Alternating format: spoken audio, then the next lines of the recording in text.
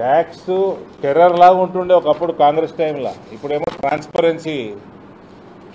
Transparency విధానం వచ్చేసింది. మొత్తం సిమెంటు పెయింట్స్ మీద 30% ఉండే యూపీఏ కాంగ్రెస్ ప్రభుత్వంలో, ఇప్పుడు 18%. టీవీ, ఫ్రిడ్జ్, వాషింగ్ మెషిన్ల మీద 30% ఉండే, ఇప్పుడు 18%.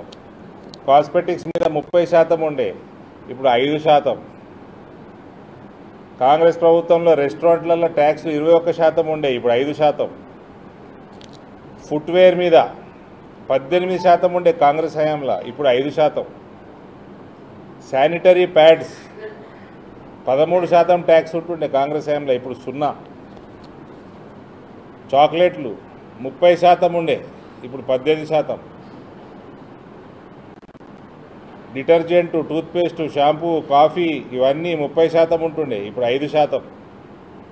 మినరల్ వాటర్ 28% ఉంటుండే యూపీఏలా, ఇప్పుడు 5%. ప్లైవుడ్, శానిటరీ వేరు 21% ఉంటుండే, ఇప్పుడు 5%. ఇల్లు కట్టుకోవాలన్నా ఇప్పుడు తక్కువ ధర అయిపోయింది. మిఠాయిల మీద 18% ఉంటుండే, ఇప్పుడు 5%. ఫర్టిలైజర్, యూరియా 12% ఉంటుండే యూపీఏలా, ఇప్పుడు మోదీ ప్రభుత్వంలో 5%. ఇట్లా కొన్ని ఎగ్జాంపుల్స్ మీ ముందర ఉంచిన.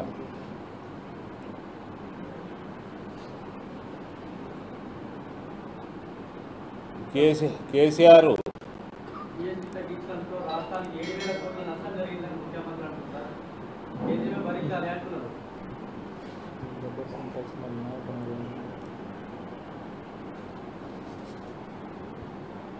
ఈ రకంగా కేసీఆర్ ఉండే ముఖ్యమంత్రి ఓ టైం వరకు 2000 రూపాయలు పెన్షన్ ఇస్తే భుజాలు తడుముకుంటుండే.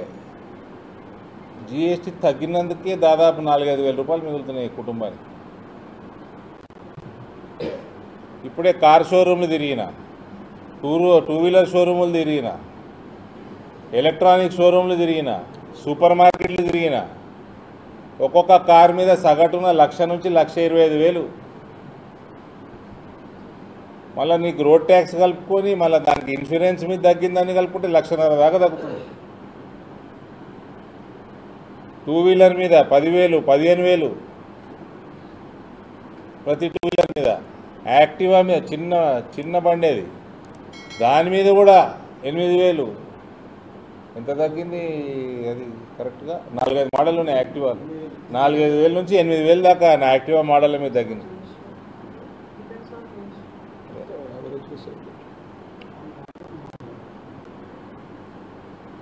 టూ వీలర్స్ యావరేజ్ ఆన్ 10,000, 9-10,000 తగ్గింది ప్రతి దాని మీద.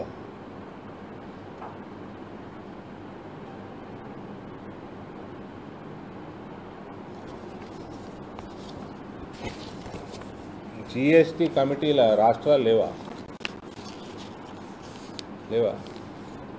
కమిటీలో ఏం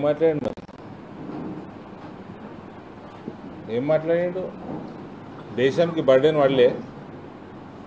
7,000 కోట్లు ఈయనకి బర్డెన్ ఉంటే మన రాష్ట్రం 7,000 కోట్లు కేంద్రానికి కూడా నష్టపడుతుంది.